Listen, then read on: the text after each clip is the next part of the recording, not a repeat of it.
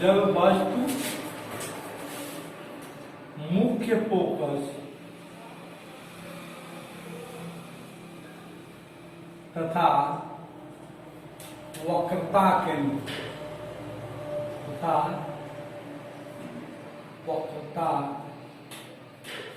केंद्र के बीच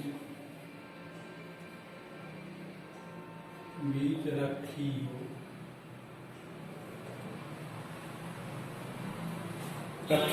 तो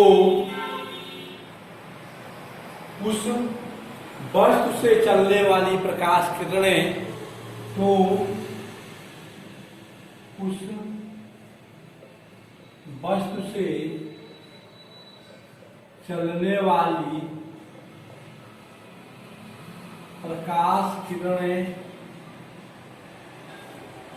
अवतल दर्पण से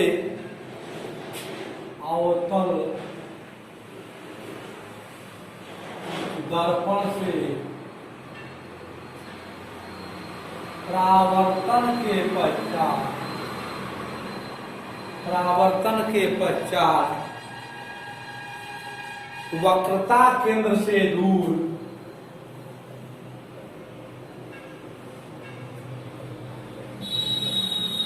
वस्तु का प्रतिबिंब बनाती है।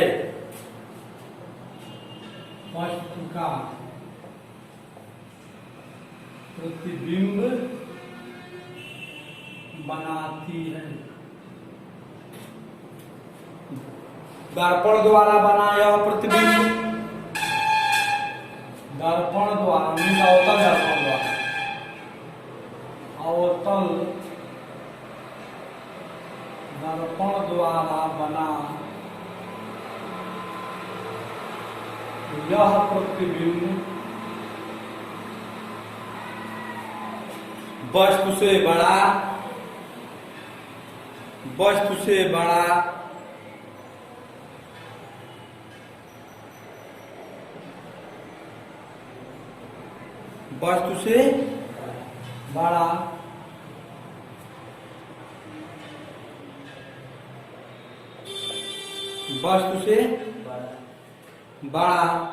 ठीक है, आभासी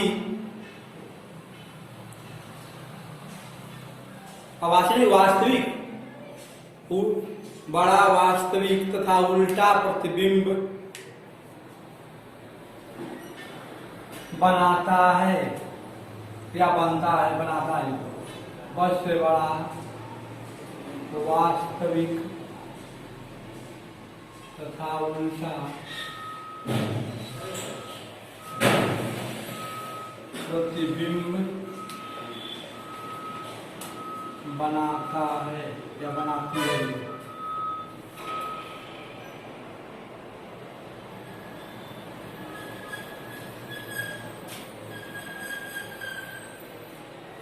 अब इसको मतलब ग्राफ या फिगर के माध्यम से हम समझेंगे कि हमारा एक क्या अवतल दर्पण है जो पार का पृष्ठ क्या है तो कलर किया गया है। अब इसका परावर्तन अंदर वाले तल से होगा। अब इसका मान लो हमारा सी बिंदु यह है, मीन्स वक्रता केंद्र क्या है और हमारा फोकस यह है। अब हमें मुख्य अक्ष के समांतर प्रकाश किरणें चल रही हैं। मान लो यहाँ इसके बीच में कहीं वस्तु रखा गया, ठीक है। अब यहाँ से वस्तु रखा गया जिससे समांतर किरणें जो चलेंगी वो यहाँ से परावर्तित किससे जाएंगी, मुख्य फोकस से। तो मुख्य फोकस से मान लो प्रकाश किरण इधर चलेगी। अब जो किरण वक्रता केंद्र से होकर या फोकस से होकर के आ रही है तो यहाँ से फोकस होकर के प्रतिबिंब आई यहाँ से वस्तु, फिर इस पर दिखा दिए। अब यह जो फोकस होकर आ रही है कहाँ जाएगी, मुख्य के जो समांतर आ रही फोकस से जाएगी, ये याद करना है। उल्टा जो समांतर आ रही फोकस से जा रही है, जो फोकस आ रही है वो समांतर हो जाएगी। तो हुआ वक्रता के जो हमने यहाँ निकाल दिए तो यहाँ कर रहा है। वस्तु का नाम ए बी रखे देखा हो जाएगा, ए डैश बी डैश। यह वस्तु है, यह क्या है बिंब उल्टा, अब देखो वस्तु इतनी छोटी है, कितना बड़ा प्रतिबिंब नहीं बन गया, हो गया, यही हमारा बन गया। हमारा है हाँ, जब वस्तु क्या हो फोकस पर रखी गई हो। पांचवा पॉइंट, जब वस्तु दर्पण मीन्स अवतल दर्पण लिखी लो, जब वस्तु अवतल दर्पण के मुख्य फोकस पर रखी गई हो तो उस वस्तु से चलने वाली प्रकाश तो उस वस्तु से चलने वाली प्रकाश किरणें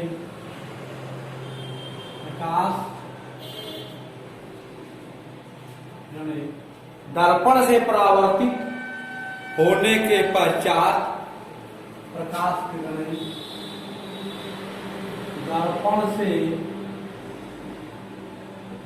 परावर्तित होने के पश्चात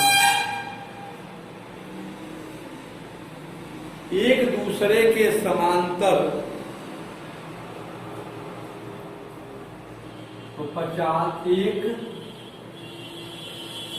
दूसरे के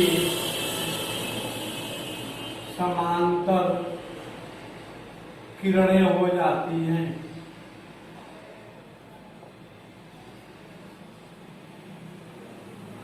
और उस वस्तु का प्रतिबिंब अनंत पर और उस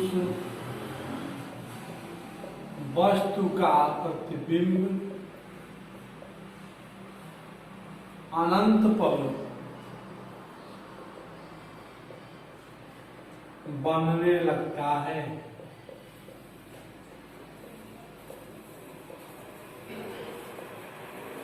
जिसका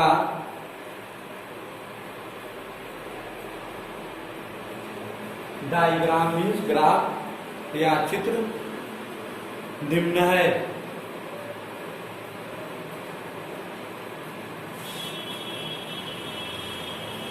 यहाँ ध्यान दो,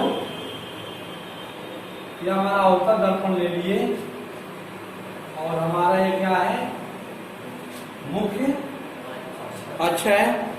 अब यहाँ मान लीजिए हम यहाँ फोकस है और केंद्र है।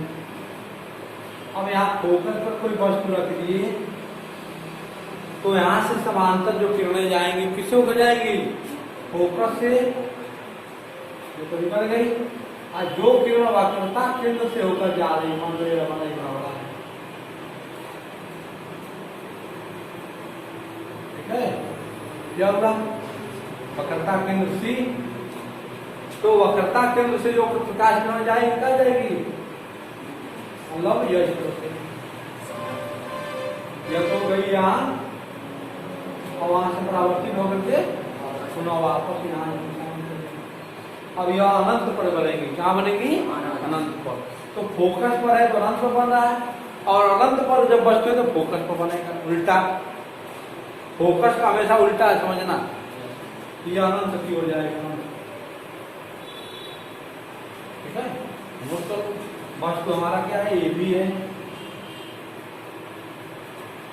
आई भी मानते हैं लोग।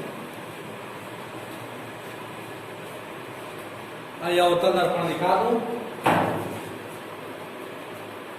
अवतल दर्पण यह हमारा मुख्य अक्ष है, यह ध्रुव है पी को यहाँ दिखाते हैं, यह हमारा बन गया। ये समझ आया, ठीक है। इसको ध्यान दे देना क्योंकि जब वस्तु ध्रुव तथा मुख्य फोकस के बीच छठा पॉइंट है फिक्स पॉइंट जब वस्तु ध्रुव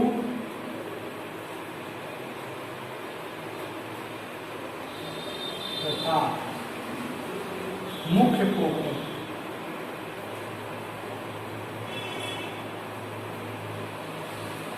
के बीच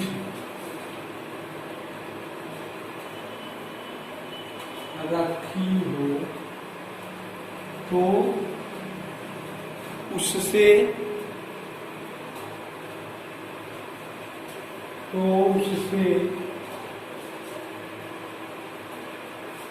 चलने वाली प्रकाश किरणें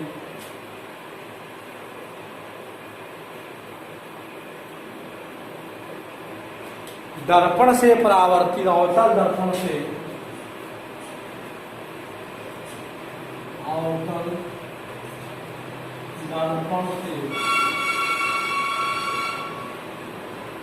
परावर्तित होते हैं। परावर्तित होने के पश्चात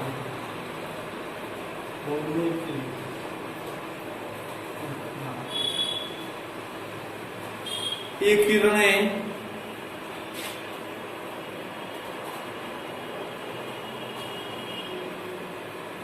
अवतल दर्पण के पीछे, ये किरणें अवतल दर्पण के पीछे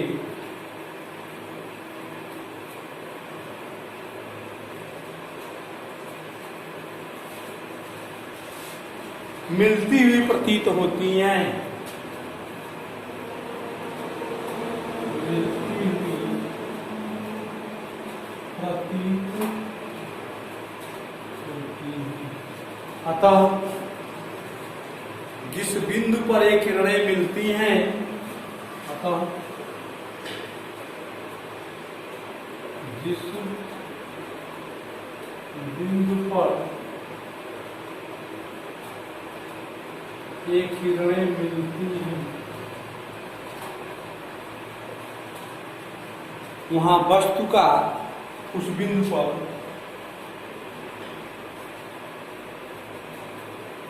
वस्तु का आभासी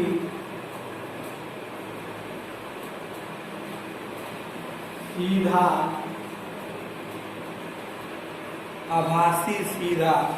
तथा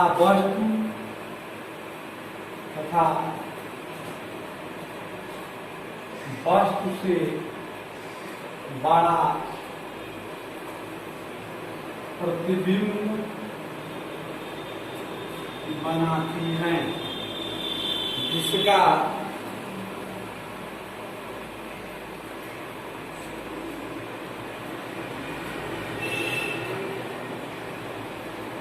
चित्र निम्न प्रकार दर्शाया जाता है। जिसका चित्र निम्न, इसका चित्र निम्नवत है, लिख सकते हो ना, निम्नवत। यहाँ हम बनाते हैं इधर से एक हम अवतल दर्पण दिखा दिए और यहाँ हम क्या दिखा दिए, ध्रुव, मतलब मुख्य फोकस या पोल है। अब इसके बीच में वस्तु कहीं पर भी रखी जाए, ध्यान देना, मुख्य फोकस और ध्रुव के बीच में कहीं पर वस्तु रखी जाएगी, हमेशा उसका आभासी दर्पण के पीछे प्रतिबिंब बनेगा। दर्पण के पीछे जो किरण मुख्य अक्ष के समांतर आ रही है, वो पता है किससे जाएगी, मुख्य फोकस से। तो मुख्य फोकस अब यह प्रतीत होगा कि ये किरण पीछे से आती या, और जो किरण वक्रता केंद्र से होकर जाएगी वो क्या होगी, यह किरण गई, जब यहाँ चली गई, लेकिन ऐसा प्रतीत हुआ कि यह समांतर न होकर के इसके पीछे से आती है। और जो किरण मीन्स अभिलंबवत गिरती है, अभिलंबवत गिरती है। जैसे समतल दर्पण में तुम पड़े हो, अगर यह हमारा पृष्ठ क्या है, यह कलई किया हुआ है और इसका विलंब है, कोई बिंदु आपतित है, तो प्रकाश की किरण कोई आ रही है, क्या विलंब है, तो अविलंब से यह कोण बनाती आई और यह कोण को घटाया जाए, तो आई प्रोपोर्शनल टू आर। ये पढ़े हो कि आई जैसे जैसे बढ़ेगा आर का मान भी बढ़ेगा, ये प्रवर्तन का नियम है। प्रवर्तन का नियम क्या है कि जैसे जैसे अविलंब से आई का मान बढ़ेगा वैसे वैसे आर का मान बढ़ेगा। जब आई और आर बराबर हो जाएगा, मतलब आपतन कोण परावर्तन कोण के बराबर हो जाएगा, तो किरणें क्या हो जाएंगी, तब परावर्तन का नियम है, परावर्तित हो जाएंगी किरणें। तो आई प्रोपोर्शनल टू आर है, तो आई जब बढ़ेगा तो आर बढ़ेगा, जब आई घटेगा तो आर भी घटेगा, तो आई को धीरे धीरे घटाते जाओ, तो एक समय आएगा कि मानो अविलंबित किरणें आ रही हैं तो उसी मार्ग से चली जाएगी ना, बोलो, उसी मार्ग से चली जाएगी।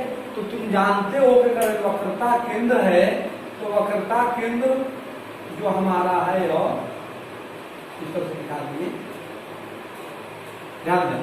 तो वक्रता केंद्र त्रिज्या, और त्रिज्या क्या होती है, जो वृत्त या वृत्त का एक खंड है तो त्रिज्या उस पर अविलंब होती है ना, क्या होती है, अविलंब, इस पर अविलंब है। उसी तरह से वक्रता केंद्र और इस जो वक्र है उस पर अविलंब है। जब यह अविलंब है तो अगर अविलंब से प्रकाश जो वस्तु है उससे अविलंब अगर ये दर्पण पर पड़ रहा है तो उसी मार्ग से वो चली जाएगी, है ना। जैसे किरण आई तो अविलंबत आई तो फिर उसी मार्ग से वापस होने लगा रहा है। उसी प्रकार जब यहाँ से वक्रता इस वस्तु से किरणें या विलंबित गिरती है फिर उसी मार्ग से वापस क्या हो जाती है, वापस हो जाती है और यह चली जाएगी। अब ये दोनों किरणें पीछे की ओर बढ़ाने पर यह जिस बिंदु पर मिलती हैं, ये किरणें हैं, ये पीछे की ओर बढ़ाने पर जिस बिंदु पर मिलती है उसी बिंदु पर वस्तु का प्रतिबिंब बन जाता है।